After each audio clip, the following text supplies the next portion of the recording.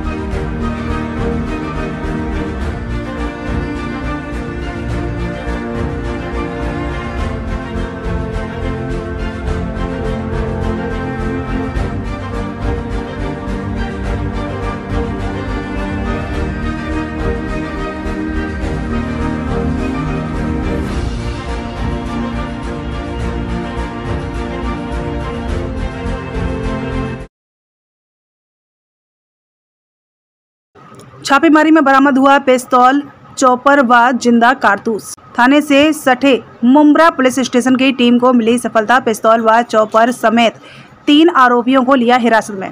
Mumbra police station के वरिष्ठ police निरीक्षक अनिल शिंदे ने पत्रकार परिषद कर लोकसभा चुनाव को देखते हुए थाने पुलिस आयुक्तालय के आदेश निर्देश पर पुलिस बल की कॉम्बिंग और खुफिया जानकारी के आधार पर मुंब्रा के 3 निवासियों को धर दबोचा, जहां उनके पास से तलाशी में पिस्तौल और चॉपर बरामद किए गए। पूरी जानकारी वरिष्ठ पुलिस निरीक्षक अनिल शिंदे ने क्या कुछ दी, आइए देखते हैं। देशाची जी लोकसभा निवडणूक प्रक्रिया जी चालू आहे तिच्या अनुषंगाने ठाणा आयुक्तालयाचे पोलीस आयुक्त श्री आशुतोष डुमरे सर यांनी आदेश दिलेले होते की सदर निवडणूक प्रक्रिया ही शांततेत पार पाडावी यासाठी रेकॉर्डवरचे गुन्हेगार, शस्त्रांची विक्री करणारे, खरेदी करणारे यांच्यावर कडक कारवाई करायला पाहिजे असे आम्हाला आदेश दिले होते। आमची जी टीम आहे डीबीची गुन्हे शोध पथकाची कोरडे साहेब यांच्या टीमने चांगलं काम केलेलं आहे। 8/5/24 रोजी त्यांना एक माहिती मिळाली की रेकॉर्डवरचे गुन्हेगार हे शस्त्र घेऊन येणार आहेत। त्याच्यामध्ये मग पिस्टल आहे, खंजीर आहे आणि चॉपर आहे। तर यापूर्वी यांनी 307 गुन्हा केलेला होता आणि अनेक गुन्ह्यांमध्ये हे लोक फरारी होते।